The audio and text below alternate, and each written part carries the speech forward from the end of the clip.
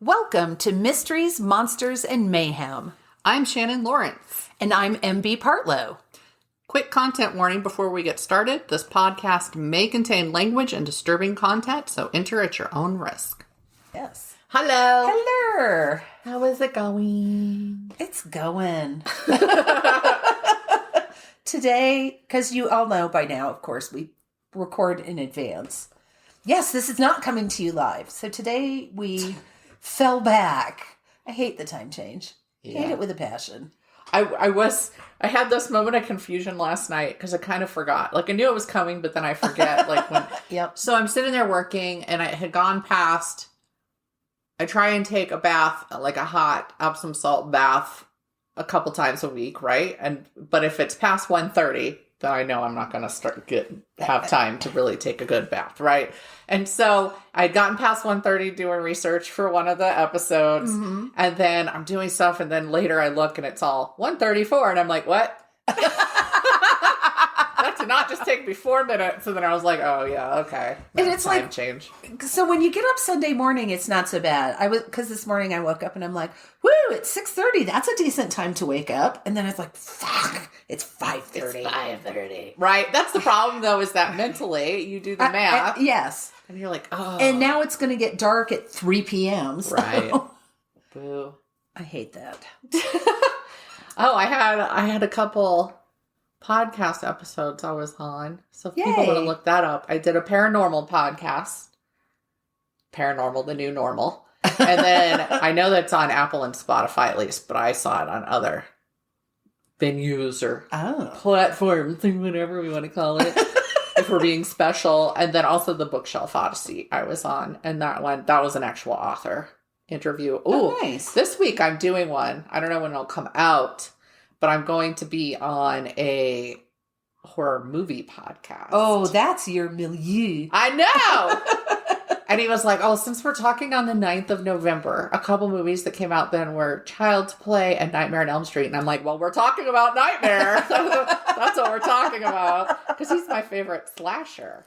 Oh. Yeah.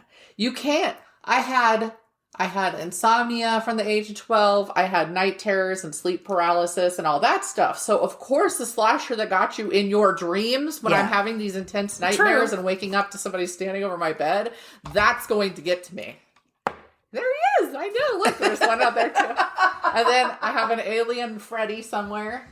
Yes, I've seen Alien Freddy. We have a little... He's breaking. What's the figure called? I think this one's still a Funko. It's just not the bigger Funkos. It's a Funko. Funko. Freddy. I sold a third story, by the way, so I need to. Nice. I am happy now because I was stressed out, but I have now sold as many stories this year as I sold in 2019, which still isn't my top year. But I'm feeling better. Yes, you're getting back. Because I was pretty despondent. I get it. I was like, nothing. And then boom, boom, boom. Then I start suddenly selling stories. So, yes, I need to pick another Funko Pop. Ooh. But La Llorona and Candyman, he's new Candyman. Oh, she's the one with the pudding cup on her head. Yes. I know it's a veil, but from here, it just looks like she has an upside-down dessert cup on her head. What can I say? I'm not very discerning. No?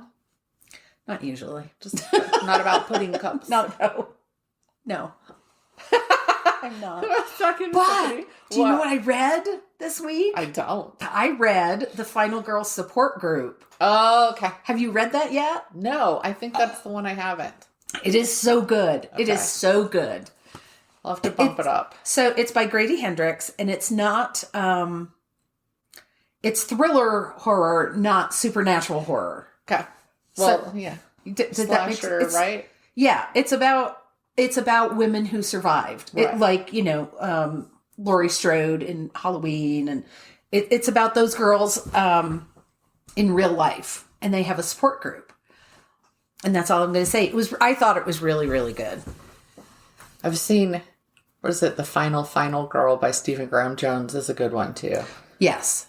I think because it's tongue in cheek. It's sense of humor for him. I love when he puts a sense of humor into stuff because he does very serious horror a lot of the time. But then every little once in a while, he has something that has the humor in it, and it's good. Well, that one was pretty horrific in spots as well. But Yeah. it did have his humor is But he not, loves a slasher. Yes, his humor is not light and fluffy by any means. No, it's also it's wry, it's dark. Yes, But I can get behind that. That one was really good too. Yeah.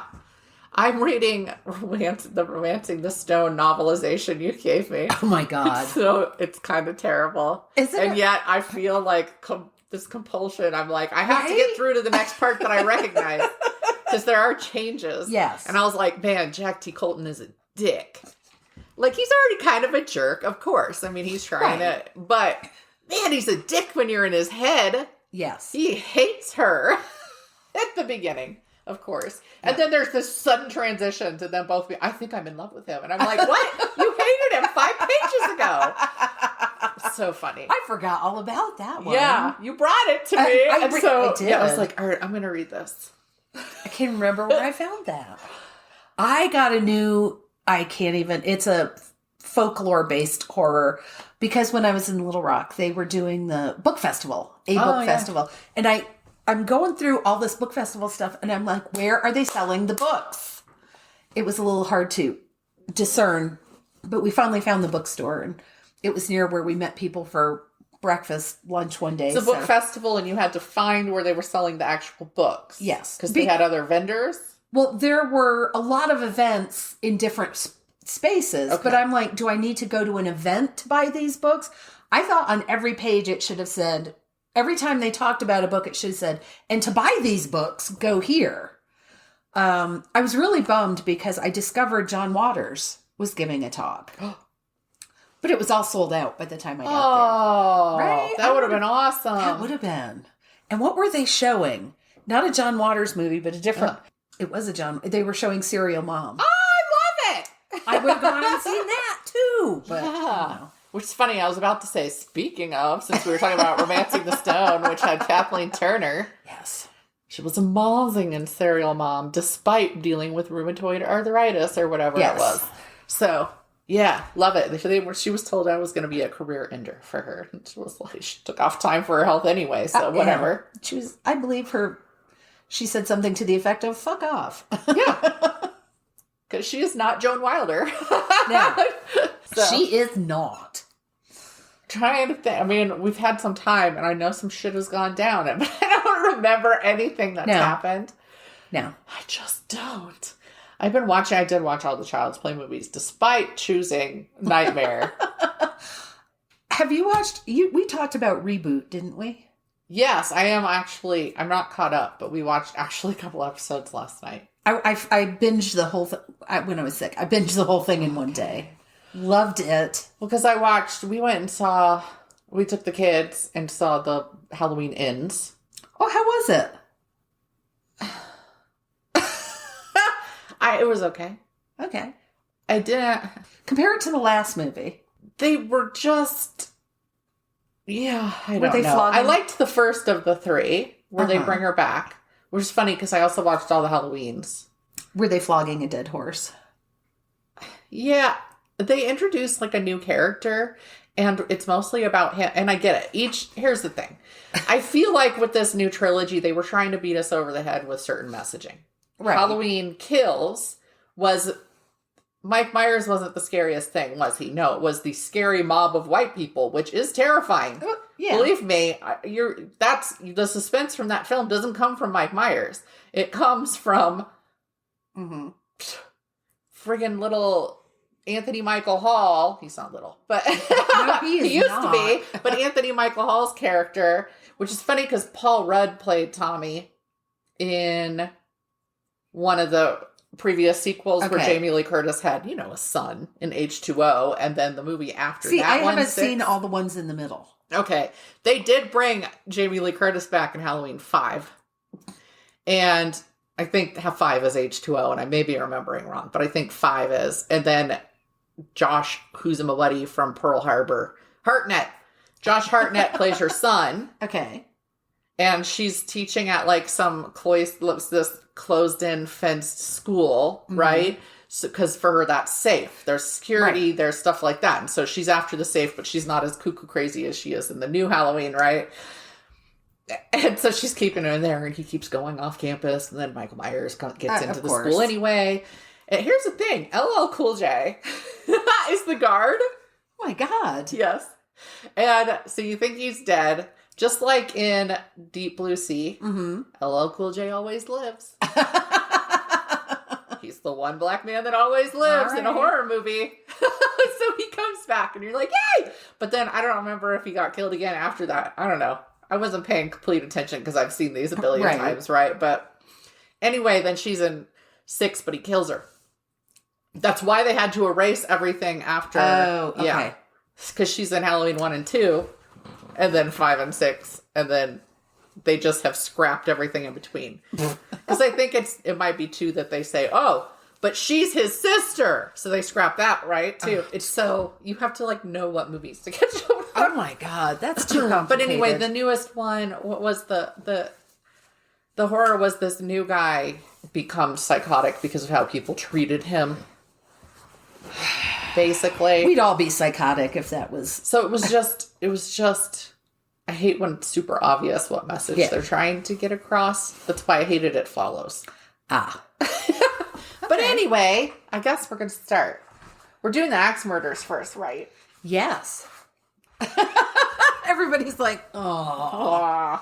Do you enjoy going to the grocery store? If so, this message is not for you. But if you're like me and procrastinate going to the store, Instacart is a fantastic option to ensure you no longer have to. Save yourself a trip and go through Instacart, where you can get a delivery through a personal shopper in as little as 1 hour. My experiences have been great so far, with my personal shopper texting me before substituting another product, letting me know when they were on their way to my house, and letting me know it had been delivered, all via text. If you click on our affiliate link in the show notes or on our website, you get free delivery on your first order over $35, and you help out our show at the same time. It's the perfect time to give it a try. Yay, Axe Murders, which are normally hatchet murders. And sometimes lead pipe murders. Yeah. All right. But sometimes it is an axe. This is the one I promised weeks ago. Yes. Because I got sidelined. All right. So these are the Villisca Axe Murders, and then a chain of likely serial killer axe murders. Okay. On the morning of June 10th, 1912, 8 people, 6 of them children, were found dead in a house. The victims, this is at Villisca, Iowa. The victims were Josiah, age 42, and Sarah Moore, his wife, age 39. Their 4 children, 11-year-old Herman, 9-year-old Catherine, 7-year-old Boyd, 5-year-old Paul, and 2 friends who had stayed over due to the power being out. So they had been to this event, and I'll talk more about that in a second, and there was a feud going on between the city and the electric company, so that they just turned off the power. So the girls were supposed to walk to their grandparents' house, and it was too dark, and they were scared. And so this family, the Moores, said, we'll call. Right. And they called the parents and said, why don't they just come with us? And then in the morning, we'll get them over to you. And they said, okay. Worst decision ever. Yeah. Right. They didn't know. And so Lena and Ina Stillinger, who were 12 and 8, walked home with them as well and were in that house. In retracing the family steps, they had all attended a children's day program. I was like, why is it called a day program when it began at 8 p.m. and ended at 9:30 p.m.? But they called it a day program at their church. So they all left there and they walked back to the Moores' home, and it was assumed that the distance, they would have gotten home between 9:45 and 10 if it ended at 9:30. And Sarah Moore was one of the people kind of teaching and running this event. The next morning, their neighbor started her chores at 5 a.m. as usual. Typically, the Moores were up and about, right? Mm-hmm. And they had a bustling household with 4 kids.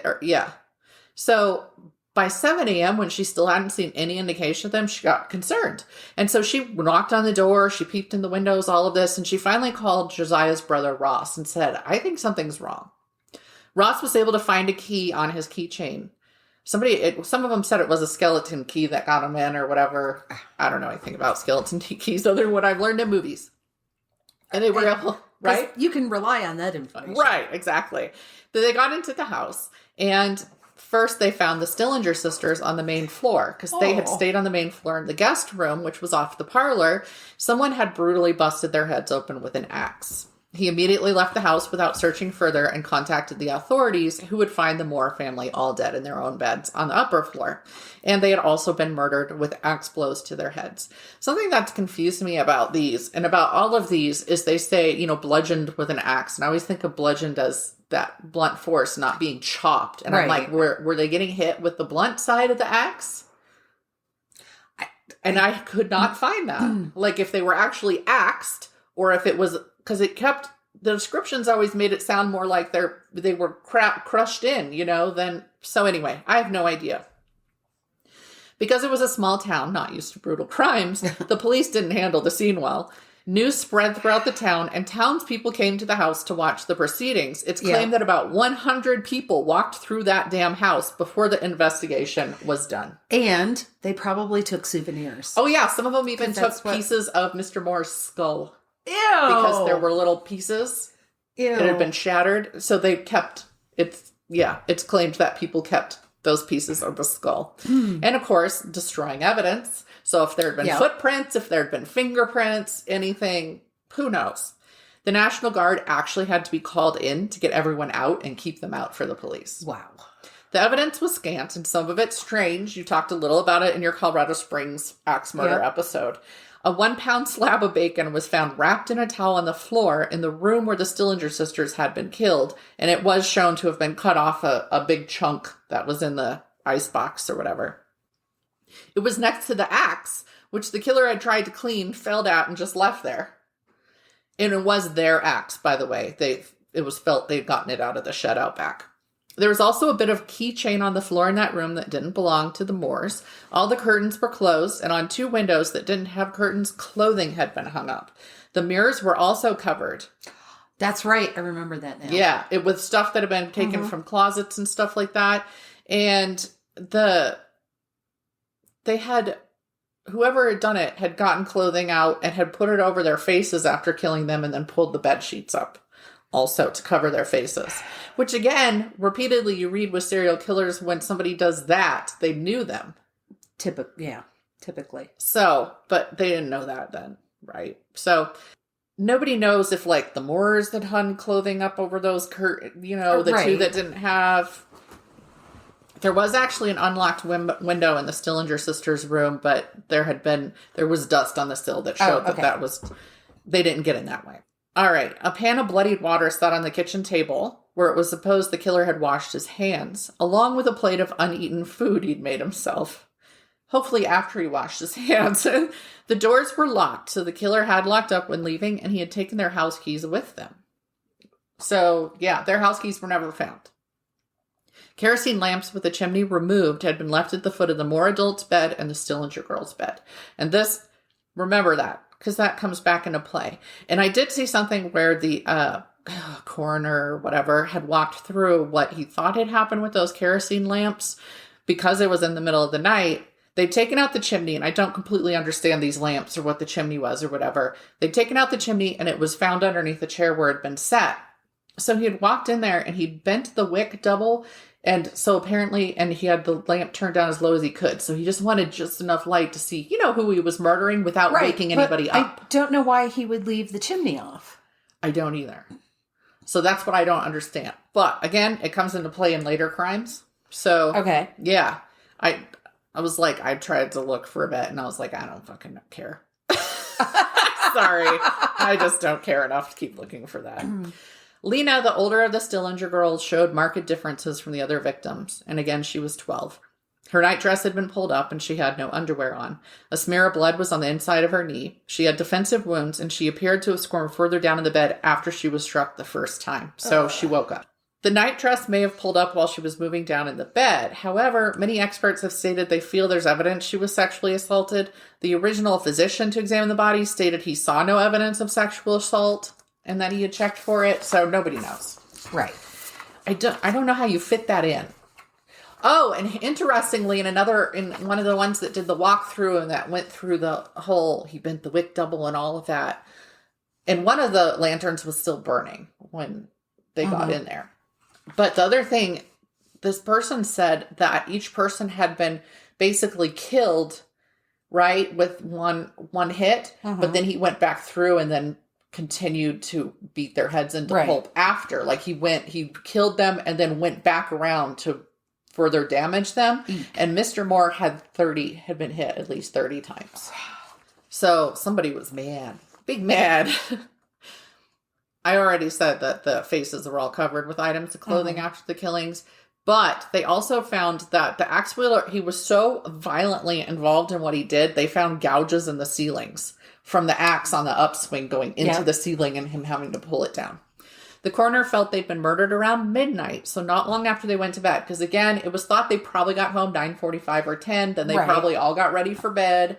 Who knows? Maybe they all had a snack or something. Nobody knows. But then they went to bed. So they would have been, by 11? All in bed and zonked, because it'd probably been a busy day.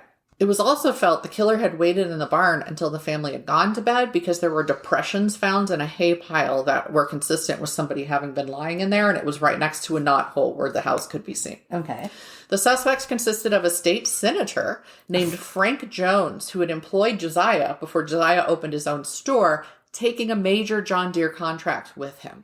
Oh, yeah. It was thought the senator and his son had hired another man, William Mansfield, to kill the family. It was well known that he had been upset over what he felt was Josiah's desertion.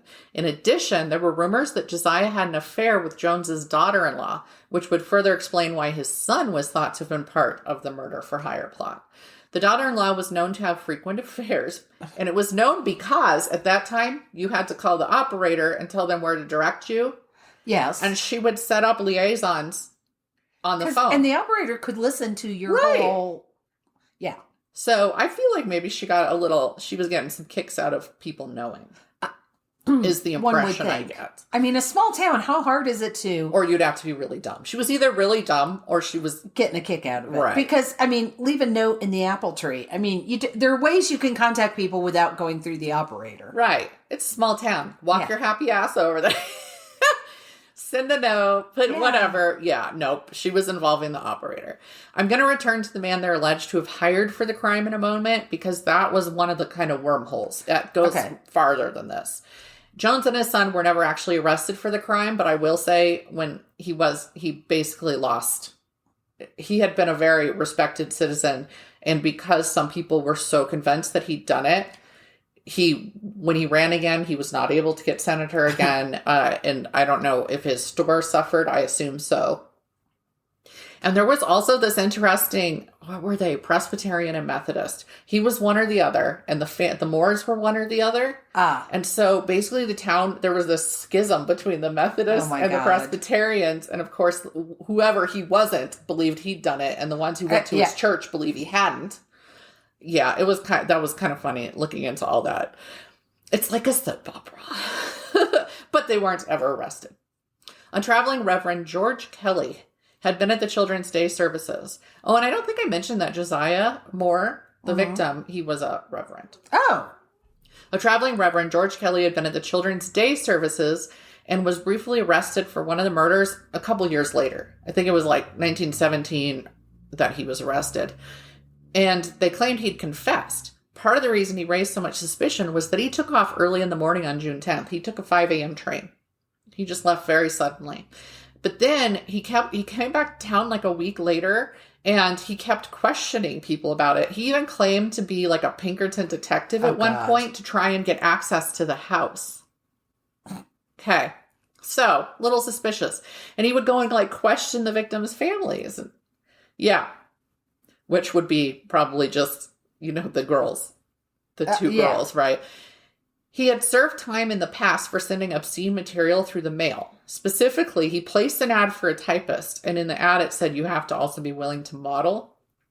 And when ladies responded, he sent lewd letters back to them, and the least of the bad was he said, well, you would be expected to type in the nude.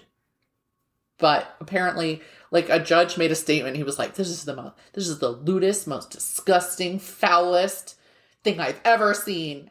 So anyway, but there wasn't the letter anywhere, right? I'm like, And he'd also been in a mental hospital due to deviant sexual behavior. He had been caught a couple days before the murders peeping into windows in town. It was even claimed he'd told people of the murder upon exiting his train at his new location, despite the fact the train had departed hours before the murders had been discovered. However, he recanted shortly after his confession, saying he'd been questioned for hours, which is why he confessed. He was tried anyway, got a hung jury, tried again, and he was let go. There wasn't enough evidence. One thing in his favor was the fact that he was only 5'2" and just over 100 pounds. I think they said 111 pounds. And so they were like, he couldn't wipe out this whole family. But I'm sorry, have you heard of wiry? Well, I'm thinking, was he tall enough to stick That's the thing. Would it have gone in the ceiling with a 5'2" man? But did they even, I don't know if they were that smart yet. I don't know. I would hope so. Well, and it depends. If it wasn't the killing blow, if it was when he went back, he could have been standing on the bed. That's true. So. Ew. But yes. And I will say, like, there's more to him in this that it was like, man, he sounds... and he was at that children's program, so it was thought he might have seen them, been, ooh, and then went and waited in their barn, but who knows. A pile driver for the railroad was also a suspect. Now, this one, again, I've had to cut down. He was bizarre. His name was Andy Sawyer. Sawyer showed up for a job in a nearby town at 6 a.m. on the morning of the 10th, so the morning that the murders were discovered, and he asked for a job, which he was given. He was wearing a suit, like a brown suit. It was wet up to his knees, and he had mud on his shoes, and he spent a lot of time alone. He slept with his axe from work. And he was obsessed with the Villisca murders. He would go out and get the newspapers and then cut out the articles and talk to people about the murders and all this stuff. And then he told one of the workers he'd been in Villisca the night of the murders and taken off as soon as he heard about them in case he was considered a suspect. He was arrested on June 18th, but a sheriff in Osceola, Iowa, was able to prove he'd arrested Sawyer for vagrancy on the night of the murders and put him on a train at 11 p.m. The wet pants were suspicious because bloodhounds were brought in. They were brought in on all of these. That's what they did then, right? Bloodhounds were brought in and they tracked to the river and then lost the scent. Revisiting the man allegedly hired by the Joneses, we look at William Blackie Mansfield. He was from Illinois and was strongly suspected by Detective Wilkerson of the Burns Detective Agency. He went by multiple aliases and was known to be addicted to cocaine, which I didn't even know that was a thing then. That was in the original Coca-Cola. Yeah. He had already been in prison in Leavenworth, and the person who killed the family had left no fingerprints, indicating they'd worn gloves to commit the crimes. And I'm like, how were there? There had to have been 1 billion fingerprints in there. Yes. What do you mean they left no fingerprints? But there weren't fingerprints on the axe and where they washed their hands and stuff like that. So Detective Wilkerson had investigated other axe murders, including one in Paola, Kansas 4 days earlier. In that crime on June 6, 1912, Rollin Hudson and Anna Hudson, his wife, were found by neighbors with their heads crushed. It was believed they had been chloroformed before being attacked with the instrument of their death, and that the top cover had been thrown over their heads before they were struck because there were holes in that sheet. Or that blanket. Ew. Mr. Hudson had slept through it, but Mrs. Hudson had woken up and been struck on both the front and back of her head. They felt like she'd raised her head like she started to sit up, and then he'd hit her. Oh. A lamp without a chimney had been set beside the bed.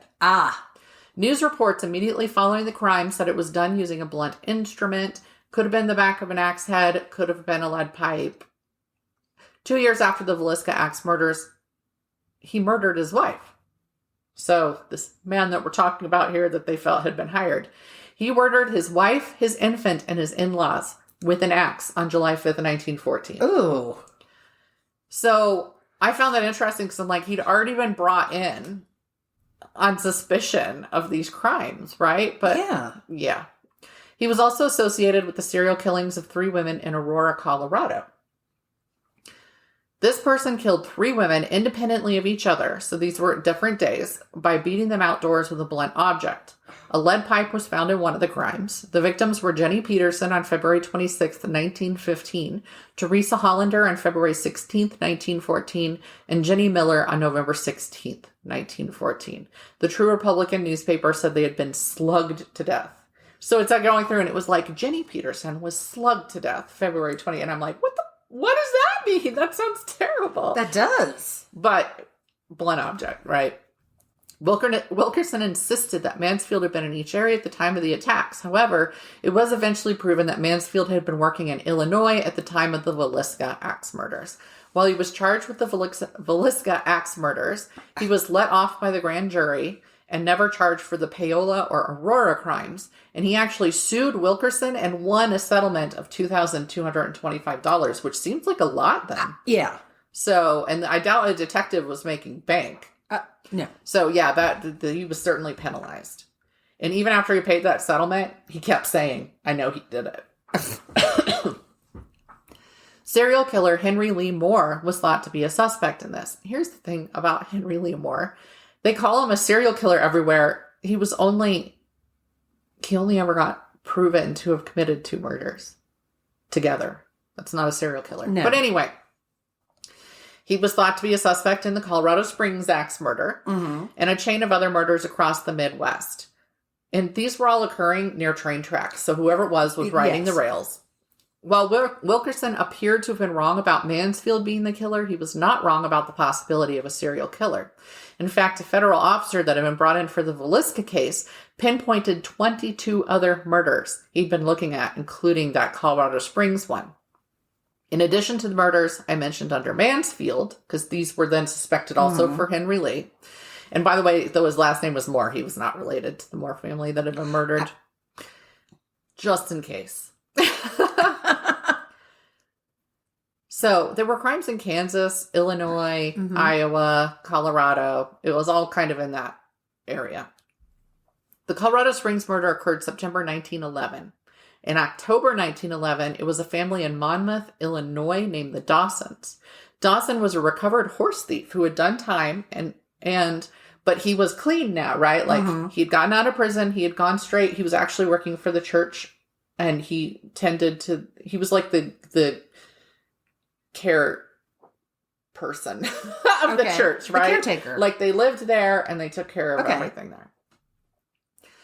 So it was, in this case, it was his wife and his 13-year-old daughter who were with him, and they were a lead pipe with hair and tissue and everything on it was found. So they were actually murdered with a lead pipe. But it should be pointed out that all of these, the weapons were from the property, so the person was grabbing whatever there was to hand to kill them. So that doesn't necessarily eliminate them as being connected to the axe murders. Okay, a flashlight was found near the Dawson home with the inscription Lovey, Colorado Springs, September 4th, 11. Like the apostrophe 11, so 1911, right? The Colorado Springs murder had occurred on the 17th. A black man named Loving Mitchell was arrested on the basis of the flashlight found on the property. Along with him, a prisoner with the last name Knight and his wife were accused of working with Loving to murder the trio after Knight implied from prison he knew something of the murder, though he was in prison for burglary. And in none of these was anything burgled. Right. In some of them, there was money and jewelry right there that wasn't taken. So that's important.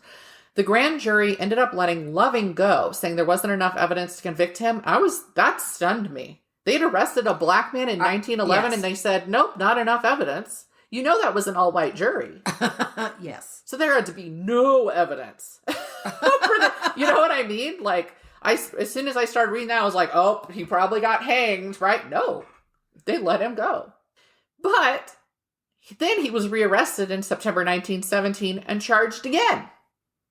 Because the investigator was like, no, it's him. The local investigator. They were just determined. So they spent years trying to prove it was him. Knight was still insisting they'd committed the crime. Ultimately, Knight was convicted for it, but neither Loving nor Knight's wife were. And there was a third black man they'd brought into it, and the jury also found him innocent. A week after the Dawson murders, it was a family in Ellsworth, Kansas, the 5 Showmans. The children were 5 and under, and the infant was brutalized to the point where she was decapitated. It was 24 hours before a neighbor found the bodies. A lamp with the chimney removed was in the room where the entire family had been killed, and the family dog was alive and well, leading police to believe the killer was known to the family and their dog. Or maybe he brought bacon. I don't know. A bucket of bloody water was found where it was believed the killer had washed their hands. Bloodhounds tracked a scent from the house, but lost it at the railroad tracks. Interestingly, all those other murders were near the railroad tracks too. So again, this really does point to that one person riding those rails and killing people. And by the way, this, along with, I'll eventually do this. There's a serial killer who used the tracks later when there's more documentation to kill people. And I believe he's the one that also had a white dog, because they would find white dog fur, and he was riding the rails with a dog. But anyway, this is why I actually went and looked at property to buy ages ago. And it was by railroad tracks, and I was like, fuck no. I will never live near railroad tracks. It's too easy for somebody to get away. Just hop off, kill you, and get away. Nobody's ever going to know who did it. Anyway, I'll cover that person eventually. So, what brought Moore onto the radar was a crime he committed on December 17th, 1912. He went to a hotel in his hometown of Columbia, Missouri, checked into a hotel under an alias, and later that night he snuck into his mother's home and murdered her with a rusty axe as she was putting joint ointment on in a chair. So she was awake, and he crept up behind her and killed her in the chair as she was rubbing the That's cold. ointment in. He went into his grandmother's room and killed her in her sleep. He went back to the hotel, cleaned up, and the next morning he went to his mother's house and discovered the dead bodies. But he was so fucking dumb. He left traces of blood on his hotel sheets, and his clothes were there.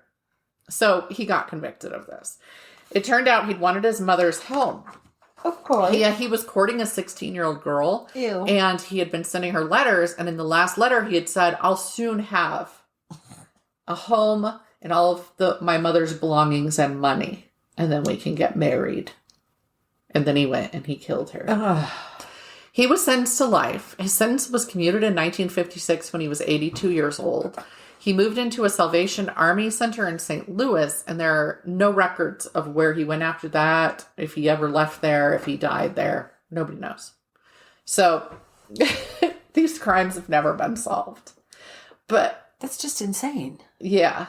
And it's interesting because some of the others, their faces were covered too. And so this person couldn't have known all of them, probably. So that was just who knows?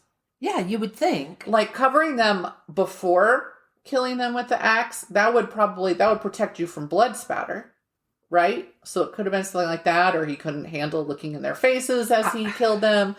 But yeah, covering up afterwards, like the Villisca Axe Murders, almost sounds like those ones are separate, except for the whole lamp with the chimney removed, right, and wick bent double, and washing off in the pan of water. And the thing is, I don't know if that was at all the other places because it wasn't mentioned in the articles, but it might not have been. It might have happened, but they didn't put it in the article because they didn't think it was important. So yeah, that one's never going to be solved. Nope. And with hundreds of fingerprints, because the Dawson's house also got surrounded by people. I didn't see that they tramped through the house, but I actually have a picture I'll post of their house with the crowd of people outside it. So there goes all the evidence outside. Mm-hmm. Try being a bloodhound and trying to get through. Trying to track through all hundreds of people. And people were a bit more fragrant in those days. Right? So they just were. Yeah. So I don't know for sure the Villisca Axe Murders were connected to the other ones. Because there's so many questions that come from it. But anyway, my sources were VilliscaIowa.com, the lineup, Miami County, Kansas History, The Republican, the 1912 Villisca Axe Murders blog, Genealogy Trails, Legends of America, Jeff Rankin blog, Piece by Piece, my family blog. This was a person who was descended from the Morse. Who covered it on her blog post. Wikipedia, Smithsonian Mag, and Unsolved Casebook. Because I tried looking up all the different crimes and tracking down what crimes they were connecting. But you know what? Axe murders were so not rare at that time that they really weren't a big deal. And so unless the local paper covered it, it wasn't anywhere. Exactly. So it was interesting. I think I've been in Ellsworth, Kansas. Really? Well, I've been to a lot of little towns in Kansas, so it's the season of the axe murder for us. It's that time of year. It's fall. We love fall. You gotta cut wood for the fire. That's it. That's there it you exactly. Are. Connection. But fall really is the best time of year. So a lot of you know, usually when my mom was alive, every fall I went back to upstate New York to visit. And I would see my family, and get I would cider see donuts. I would get apple cider donuts, and I'm a little salty. I did not get one this year. No. And before anybody rushes to tell me, you know, they make them in other places, they don't make them as well. Right. I used to go to Canib Orchard also to get cider and donuts made with their apples and their cider. So we live in Colorado. Donuts are also, the higher altitude you get, the bigger difference in donuts. Yeah, the donuts just aren't as good. So, for anybody who doesn't know, this fall, instead of New York, I went to Little Rock, Arkansas, and brought home COVID as a souvenir. But while I was recuperating, because my sister loves me and lives in upstate New York, she sent me this story. She came across this and she goes, "This sounds right up your alley." And I was like, "You are exactly right. It is right up my alley." It's murder and mayhem in the North Country. Yay. Mary Farmer came to the U.S. from Ireland in 1900 at about approximately the age of 20. Fun fact, I go down so many rabbit holes. This one is actually a fun fact. Between 1820 and 1860, over a third of all immigrants to the U.S. were Irish. Yeah. I didn't realize it was that high. Well, weren't they fleeing famines. persecution and famine? Some religious persecution and famines. Okay. More than one famine. So, and a lack of available land. Yeah, I was going to say, now Ireland gets a lot of rain, and I haven't looked up how those famines happened since, I know we learned about the potato famine, at the very least, in history in high school, but... I want to say it was it was a blight of some sort. I've read a little bit about it, not very much, but I think it was some sort of blight that killed the crop. Gotcha. That would make more sense. Yes. So I'm like, oh shit, where was I? Okay. I did that like 3 times. Mary Farmer. Back to her. So there's record of her working as a domestic in Binghamton, New York. And in 1904, she moved to the Buffalo area and married James D. Farmer. And I could not find her maiden name. In early 1905, so we're not talking very much, just a few years before. Yeah. So, and I'm not surprised you couldn't find her maiden name, because I had trouble sometimes finding the wife's name. Yes. In these murders that happened. They would name the kids before the wife. Yeah. Because she was John just Mrs. Brown. Moore. Yeah. Right? Exactly. Okay. So in early 1905, they moved to Brownville, which is just outside of Watertown in upstate New York. In May of 1907, they moved into part of a building that used to be a hotel in a part of Brownville known as Paddy Hill. Paddy. So I'm not sure if that was like an Irish, settlement. One set of neighbors were Sarah and Patrick Brennan, who were also their landlords. Sarah Brennan owned the home she and her husband lived in and was known to keep her property deed, her insurance papers, and her bank book in a black pocketbook, which she kept in a tin case in her bedroom. Now, when they say pocketbook, I don't believe what they mean is not a purse like you would see today. It's more like an oversized wallet. It's that kind of it's a very old-fashioned term for that kind of thing. And I don't know why everybody in town knew that was where she kept her shit. Just walk around telling everybody, apparently. So it would appear that all these neighbors were friendly enough. So on October 31st, 1907, Mary Farmer presented herself at the office of attorney Francis P. Burns, claimed to be Sarah Brennan, and proceeded to have her house deeded over into the name of Mary Farmer.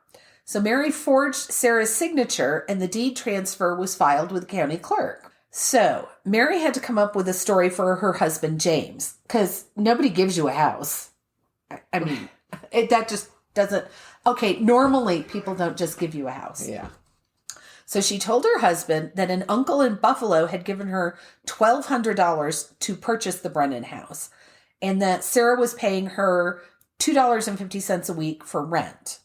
I have no idea why he would buy this, because apparently some of the neighbors talked about that. Somehow the amount of money came out. People were like, no fucking way. They were just like, that's not right. there were actually rumors. Oh, so I said apparently at one point James liked to drink quite a bit. Mm-hmm. But there were rumors in the neighborhood that the farmers had purchased the house, and Sarah and her husband Patrick vehemently denied it. They were like, no, we wouldn't sell our house. We're living in it. I mean, they were just like, they would hear this rumor and they'd go, no, we haven't sold our house. On January 7th, 1908, the farmers went again to the county clerk, and this time they had their new property deeded over to their son, Peter, who was just, I think he was like 3 months old. Oh. He wasn't very old. Okay. don't. It's thought that this whole thing was because Mary wanted a piece of property to pass on to her son. Okay. I mean, earning it, I don't know why that wasn't part of her plan, but so the situation, this just kind of percolated along through the winter and into the spring. So on April 23rd, 1908, Patrick Brennan left for work. It was a normal day. It was his understanding that his wife was going into Watertown to see the dentist. And when he came home from work that day, he couldn't get in. And he wasn't too worried that his wife wasn't there, although he thought it was unusual. He thought maybe she was tied up at the dentist, but the keys weren't where she usually left them. And he couldn't find them anywhere. So I'm like, who has one key to their house? So he went to the barn, got a ladder, and gained entrance to the house through an upper story window. Later, he was confronted by James Farmer, who told him he needed to get out. Mary showed him the deed made out in her name and told him that his wife had left him. So the Farmers had Patrick served with an eviction notice, and he moved to the Riverside Hotel, all the while searching for his wife. Because they did. They had this deed in their name. The Farmers, by the way, kept all of the Brennan's household belongings except for Patrick's clothes, which he was allowed to take. Now, when he was in his house, and I know I'm going to say this later, he did notice that all of his wife's belongings were still there. There wasn't anything missing. So he had no reason to think she had left. Right. So Mary told a lot of different stories about where Sarah Brennan was. When the police officer asked that first day, she told him, she went to Watertown to get her teeth fixed. She repeated that story to the parish priest, who she had come by to bless the house before they moved in. She told Patrick that his wife of 25 years no longer wanted to live with him, couldn't stand the sight of him. She said Sarah was at different addresses in Watertown. She's like, she's over here. No, I think she went over there. She also said that she'd left for Chicago and Duluth, Minnesota for some reason. And he checked all of this out. He went to every address. He did not go to Duluth and Chicago, but he went to the train station and said, has she been here? And everybody's like, no, we haven't seen your wife all day. And that's what I noted. When he'd been inside the house, he noticed that all of her clothes were still there. So on April 27th, Patrick shows up at the door of his former home with Sheriff Ezra D. Bellinger and attorney Floyd Carlisle. So the attorney was the one who discovered that the woman who originally had the deed changed matched Mary's description, not Sarah's description. And they had some relative of Mary who said that's Mary's handwriting on the deed, on the signature. So they performed a search of the house. And they finally ended up in an area of the house. It was like a back kitchen or a back room where there were several boxes that hadn't been unpacked. And there were 2 trunks that hadn't been unpacked from the move. Because remember, this is all just within a couple of days. So the 2 trunks, there was a smaller trunk on top of a larger trunk. And the larger trunk had been tied up with clothesline. And when it was being moved, Mary had told the guys who were helping them, because they went and got the neighbors, hey, can you help us move our stuff? They're like, yeah, no problem. She told them there was something, I can't remember what she said. She said it was something valuable in there and to be very careful moving it. It was a very heavy trunk. So she's like, tie it tight, tie it shut really tight. So police wanted to open because they opened the smaller trunk. Don't mind any leakage. Well, as a matter of fact, they wanted to open the larger of the 2 trunks, but it was locked and the key was mysteriously missing. How does that happen? Mary said the trunk belonged to her husband, and he's like, the hell it does? That's your trunk. Nice. But the husband said, well, get the axe and knock the lock off, which they did. The newspaper article, because journalism was so yellow, it was so overinflated back then, that it said a foul odor of decay rolled out of the trunk. But I believe that odor had to be apparent in the room before they opened the trunk. You would think. They would have had to make Because some there real was- airtight trunks for And that. there was leakage. Yeah. There was leakage. Not now when they moved, it hadn't leaked at the time they moved it, but as it sat there, it permeated. Inside the trunk was the folded, bent, and bloody body of Sarah Brennan, the back of whose skull had been crushed with a blunt instrument. The body was intact and otherwise uninjured. Here's the thing. Apparently Sarah Brennan wore this turban hat that was missing, but they found a scorched wire frame of a hat in the farmer's wood stove that matched the design of this turban. There was such a large amount of blood in the trunk that it had begun to leak through onto the storage room floor. Mary and James both quickly proclaimed no knowledge of how the body got there. The couple were arrested, and Mary immediately threw James under the bus. She said when she returned from picking up her son at a neighbor's house, she found her husband stuffing the body into the trunk.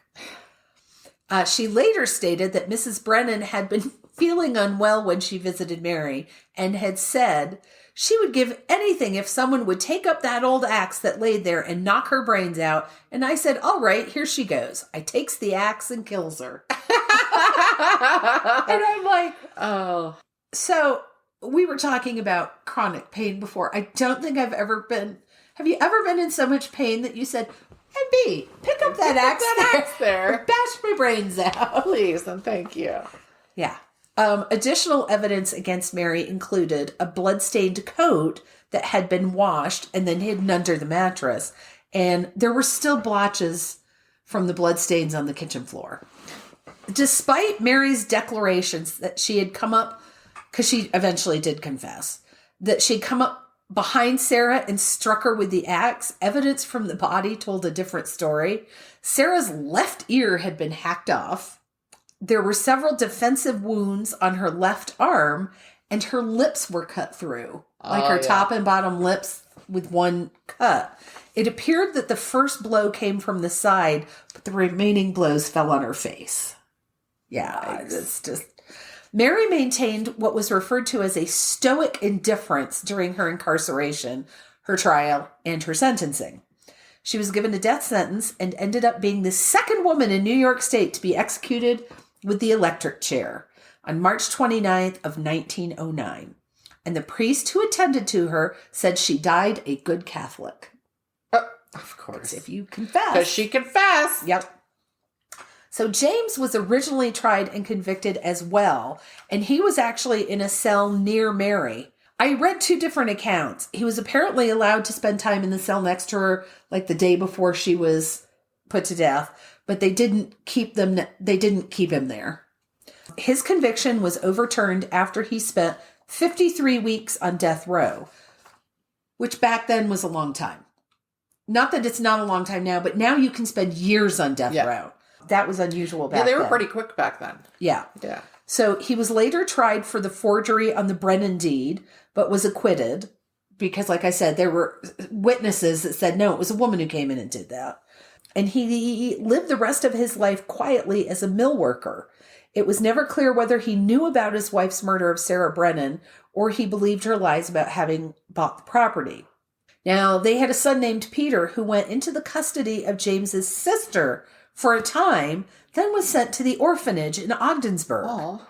Yeah. And there's no note of whether his father regained custody of him or not. Yeah. Or attempted to. I just feel like people just didn't give a shit about their kids back then. Like, what? Yeah. It was like out of sight, out of mind. Hey, my life got so much easier when I didn't have kids.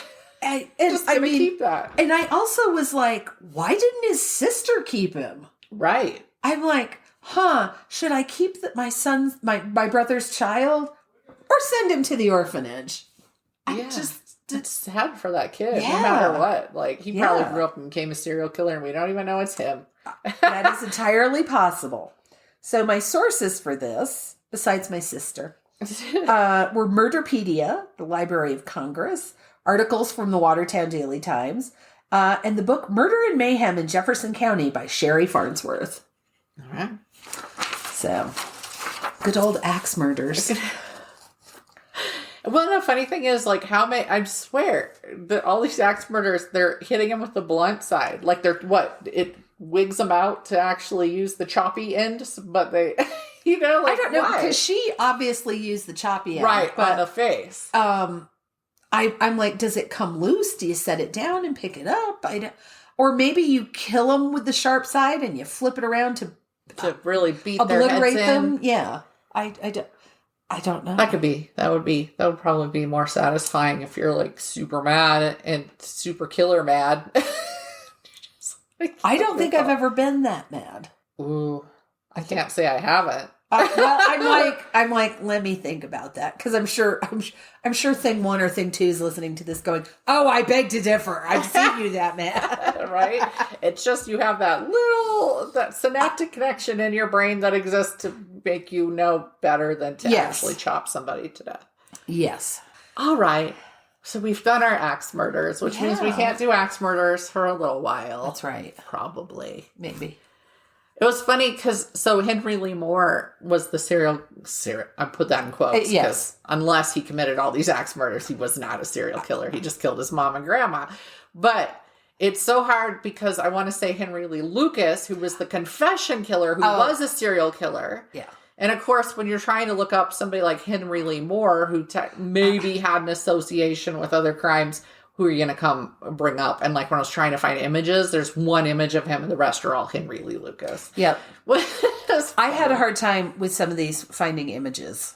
Yeah. Because 1909, they weren't taking Polaroids every day. So. Right. I was surprised, I guess, sometimes that I even had the people pictures in 1911. Mm-hmm. But you did have some. Yes. Which is good. But... oh, and then I happened across like people with similar names who committed other crimes never heard of, so I have those bookmarked now, so I can go back and look at that. I have a new inspiration. I'm like, if I stumble long enough, I'll come across the right word. My new inspiration for things to talk about on the podcast is Australia. Yeah, there's plenty there. There's some fucked up stuff going on that happened down there. Yeah. And we haven't done the Snowden murders yet, I don't think. And those are big nasty, which is why I haven't done them. And they're twisted. We'll have to do it eventually. So I've got something coming up next week from Australia. And then in the next week or two, I'll have another one from Australia because it's just so fucking bizarre. It's like, oh yeah, I got to do that one too.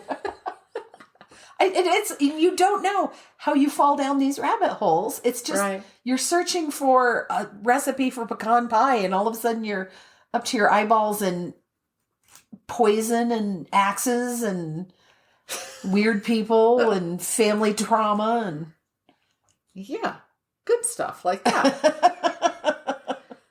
All right, folks. Don't forget that you can support us on www.buymeacoffee.com/mmmayhem.